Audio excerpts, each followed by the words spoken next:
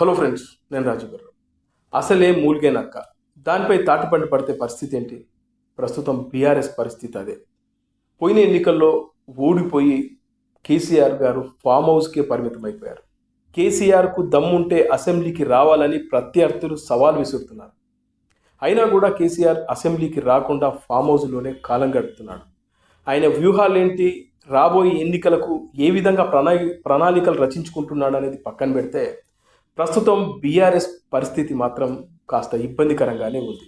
నేను ఇందాక చెప్పినట్లు మూల్గే నక్కపైన తాటిపండు పడితే ఎలా ఉంటుందో ఇప్పుడు ఎగ్జాక్ట్లీ బీఆర్ఎస్ ఆల్రెడీ ఇబ్బందులో ఉంటే దానికి తోడు అన్నట్టుగా కవిత తిరుగుబాటు.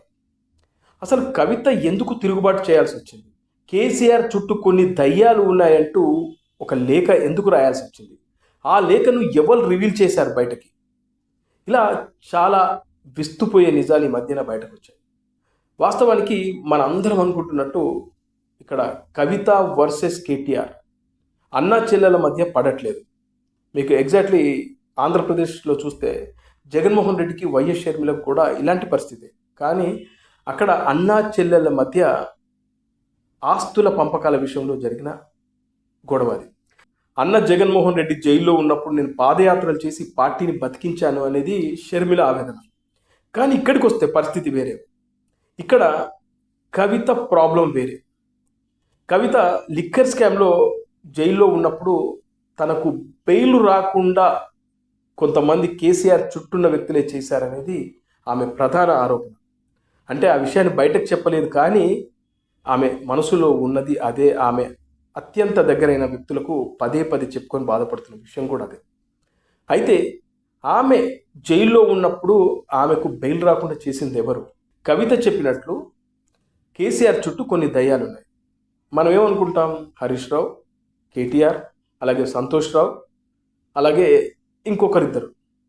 వీళ్ళే కేసీఆర్ మైండ్ని డైవర్ట్ చేశారు, కేసీఆర్కి చాలా విషయాలు తెలియకుండా చేస్తున్నారు అనేది ఆమె ఆవేదన. అయితే ఇక్కడ మనం అనుకుంటున్నట్టు కేటీఆర్కు కవితకు పడట్లేదు. కవిత దృష్టిలో ప్రధాన దయ్యం కేటీఆర్ అనేది మనందరి ఆలోచన అదే విధంగా అనుకుంటున్నాం. ఇక్కడే మనం తప్పులో కాలిస్తున్నాం. యాక్చువల్గా అన్నా చెల్లెల మధ్య ఎలాంటి ఇబ్బంది లేదు. అయితే ఇక్కడ ఆమె దృష్టిలో ప్రధాన దయ్యం హరీష్ రావు. హరీష్ రావే కేసీఆర్ని డైవర్ట్ చేశాడు, ఆయన మైండ్ను డైవర్ట్ చేశాడు, ఆయన మాట బాగా వింటున్నాడు కేసీఆర్ అనేది ఈమె ఆవేదన. ఎందుకంటే ఆమె జైల్లో ఉన్నప్పుడు హరీష్ రావు ఈమెకు బెయిల్ రాకుండా చేశాడనేదే ఆమె ఆలోచన, ఆమె ఆవేదన. ఆమె అనుచరులకు, ఆమెకు దగ్గరగా ఉన్న వ్యక్తులకు పదే పదే చెప్పుకుంటుంది అదే. అంతేకాకుండా ఈమె బీఆర్ఎస్లో ఒక కీలక పాత్ర పోషించాలనేది ఈమె కోరుకుంటుంది. ఎందుకంటే ఇప్పుడు ప్రస్తుతం బీఆర్ఎస్లో కేసీఆర్ తర్వాత కేటీఆర్, ఆ తర్వాత హరీష్ రావు, ఆ తర్వాత ఇంకెవరైనా. అయితే ఇక్కడ కేటీఆర్ తర్వాత ప్లేసు నాదే అనేది కవిత ఆలోచన. ఇక్కడ పార్టీకి మెయిన్ మూల స్తంభాలు నలుగురు. ఒకటి కేసీఆర్, కేటీఆర్, హరీష్ రావు, ఆ తర్వాత కవిత అనేది ఆమె ఆలోచన. అయితే కవితను పక్కకు అంటే సైడ్ చేయాలనే ఆలోచన హరీష్ రావు చేస్తున్నట్టుగా ఆమె బాగా ఫీల్ అవుతుంది. రేపు వచ్చే ఎన్నికల్లో కేటీఆర్ను ముందు పెట్టి రాజకీయాలు చేయాలనుకుంటున్నాడు కేసీఆర్.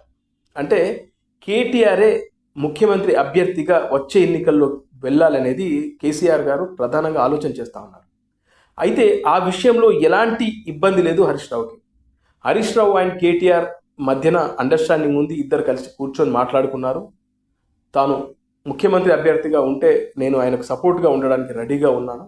పార్టీకి మేమిద్దరం, కేసీఆర్ తర్వాత పార్టీకి మేమిద్దరం రెండు కళ్ళ లాంటి వాళ్ళం అనే విషయాన్ని హరీష్ రావు గారు అర్థం చేసుకున్నారు. పదే పదే ఆయనకు దగ్గరున్న ఎమ్మెల్యేలతో చెప్పడం కూడా జరిగింది. అయితే ఈ మధ్యలో కవిత ఎంటర్ అయింది. కేటీఆర్కు వర్కింగ్ ప్రెసిడెంట్గా అవకాశం ఇస్తే ఇక్కడ నాకు ప్రధాన కార్యదర్శిగా పదవి ఇవ్వాలి అనేది ఆమె ఆలోచన. దానికి ఇక్కడ హరీష్ రావు కానీ ఇంకొంతమంది కానీ ఒప్పుకోవడం లేదు. ఆమెకు ఆ పదవి ఇస్తే మా పరిస్థితి ఏంటి? ఇప్పటికే లిక్కర్ స్కామ్లో ఆమెపై పెద్ద నిందపడింది. దాని నుంచి ఎలా బయటకు రావాలో అది ఆలోచించుకోండి. కానీ మీరు పార్టీలో ఇన్వాల్వ్ అవుతే పార్టీకి ఇంకా చెడ్డ పేరే అనేది ఇంకొంతమంది, ఇప్పుడు ఆమె భాషలో చెప్పాలంటే ఆ దయ్యాలు వల్లిస్తున్న మాట అనేది ఆమె అంటుంది. అయితే ఇక్కడ హరీష్ రావే పొమ్మనలేక పొగబెడుతున్నాడు, హరీష్ రావు వల్లనే నాకు ప్రాబ్లం వస్తుంది, నాకు మా అన్నతో ఎలాంటి ప్రాబ్లం లేదు అనేది ఆమె ఆలోచన. అందుకే మెయిన్ టార్గెట్ హరీష్ రావు. హరీష్ రావుకు మెయిన్ టార్గెట్ కవిత అనేది అత్యంత సన్నిహితంగా ఉండే వ్యక్తుల నుంచి బయటకు వచ్చిన విషయాలు. చాలామంది కేటీఆర్ వర్సెస్ కవిత అనుకున్నారు, కానీ కాదు, హరీష్ రావు వర్సెస్ కవిత అనేది ఈ మధ్యనే బయటకు వచ్చిన విషయం. అందుకే కవిత ఈ లేఖాస్త్రాన్ని వదిలింది. ఆ లేఖను కూడా బయటకు లీక్ చేసింది కూడా హరీష్ రావు అనేది చాలామంది బీఆర్ఎస్కు సంబంధించి కోర్ కమిటీలో ఉన్న వ్యక్తులు మాట్లాడుతున్న మాట. అయితే ఏదేమైనా ఆ లేఖ బయటకు వచ్చింది. ఈ బీఆర్ఎస్కి సంబంధించి ముఖ్యంగా కల్వకుంట్ల ఫ్యామిలీలో ఈ ఇష్యూ నడుస్తూ ఉంది, రాజకీయ సంక్షోభం నడుస్తుంది అనేది మాట్లాడుకుంటున్న మాట. అయితే ఇప్పుడు ప్రస్తుతం ఆమె బయటకు వచ్చింది. బయటకు వచ్చి ఆమె మొదటి నుంచి ఒక సంస్థ నడుపుతుంది, అదే తెలంగాణ జాగృతి. ఇప్పుడు ఆ తెలంగాణ జాగృతికి సంబంధించి ఆమె ఇంటి పక్కన ఒక ఆఫీస్ కూడా ఓపెన్ చేసుకుంది మొన్న రీసెంట్గా. ఇప్పుడు ఆమె కొంతమందిని కోర్ కమిటీని ఏర్పాటు చేసుకొని ముఖ్యంగా రేపు రాబోయే ఎన్నికల్లో బీఆర్ఎస్ పార్టీకి అనుసంధానంగా వ్యవహరిస్తూనే సొంతంగా నిలబడాలి, సొంతంగా ఎదగాలనే ఆలోచన ఆమె చేస్తుందనే దాంట్లో ఎలాంటి సందేహం అక్కర్లేదు. ఇదే వాస్తవం. ఆమె రేపు రాబోయే ఎన్నికల్లో కనీసం 40 స్థానాల్లో పోటీ చేయాలని ఆలోచన చేస్తూ ఉంది. అయితే మొన్న రీసెంట్గా కేసీఆర్ గారిని కాళేశ్వరం ప్రాజెక్టులో అవినీతి జరిగిందని చెప్పి కాళేశ్వరం ప్రాజెక్టుకు సంబంధించినటువంటి కమిషన్ ముందుకు ఆయన హాజరవ్వాలి 5వ తారీఖున. కానీ నేను 11వ తారీఖున వస్తానని ఆయన చెప్పాడు. అయితే కేసీఆర్ని కాళేశ్వరం కమిటీ విచారణకు పిలిచిందో దానిపైన మొన్న రీసెంట్గా ఆమె ధర్నా కూడా చేసింది. కేసీఆర్కు అండగా ఉండేందుకు ప్రయత్నం చేస్తూ ఉంది. అయితే ఈ ధర్నాలో బీఆర్ఎస్కి సంబంధించినటువంటి వ్యక్తులు ఎవరు కూడా హాజరు కాలేదు. ముఖ్యంగా బీఆర్ఎస్ పార్టీ నుంచి కొన్ని ఆదేశాలు కూడా వెళ్ళాయి. ఎవరు కూడా కవిత చేసే ధర్నాకి మీరు వెళ్ళకూడదని స్ట్రిక్ట్గా ఆదేశాలు వెళ్ళాయి. ఆ వెంటనే బీఆర్ఎస్కి సంబంధించిన వర్గాలు ఎవరు కూడా దానికి హాజరు కాలేదు. అయితే ఇప్పుడు ఆమె చేయబోతుంది ఏంటి రేపు అంటే, ముందు ఆమె కొంతమంది బీఆర్ఎస్ పట్ల అసంతృప్తిగా ఉన్న వ్యక్తులను, మాజీ ఎమ్మెల్యేలను ఆమె దగ్గరికి తీయాలని ఆలోచన చేస్తుంది. అదే కాకుండా రేపు రాబోయే ఎన్నికల్లో 40 స్థానాల్లో పోటీ చేయాలని ఆలోచన చేస్తుంది. కాబట్టి ఆమె పాదయాత్ర చేయడానికి రెడీ అవుతుంది. రేపు వచ్చే ఎన్నికల్లో నిజామాబాద్ ఎంపీగా పోటీ చేస్తూనే సిద్దిపేట జిల్లాకు సంబంధించిన ఒక స్థానం నుంచి పోటీ చేయడానికి ఆమె రెడీ అవుతున్నట్లుగా విశ్వసనీయ సమాచారం. ఇక అంతేకాకుండా ఆమె రేపు ఒంటరిగా పోటీ చేసి 40 స్థానాల్లో పోటీ చేసి కనీసం 10-15 స్థానాలు గెలుచుకున్న రాష్ట్రంలో చక్రం తిప్పాలనేదే ఆమె మెయిన్ ఆలోచన.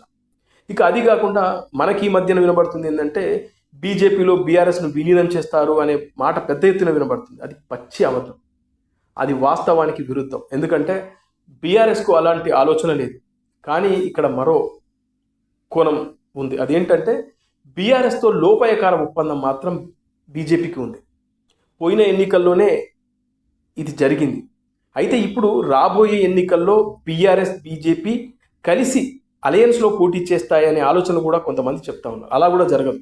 ఎందుకంటే బీజేపీ ఒంటరిగా పోటీ చేస్తుంది, బీఆర్ఎస్ ఒంటరిగా పోటీ చేస్తుంది. కానీ వీళ్ళ మధ్యన ఒక అండర్స్టాండింగ్ ఉంటుంది. ఆ అండర్స్టాండింగ్ ఎలా ఉంటుందంటే, బీజేపీ పోటీ చేసిన కొన్ని స్థానాల్లో బీఆర్ఎస్ పార్టీ వీక్ క్యాండిడేట్ నిలబెడుతుంది. ఇప్పుడు వాళ్ళ మధ్యన ఉన్న అండర్స్టాండింగ్ ఇదే.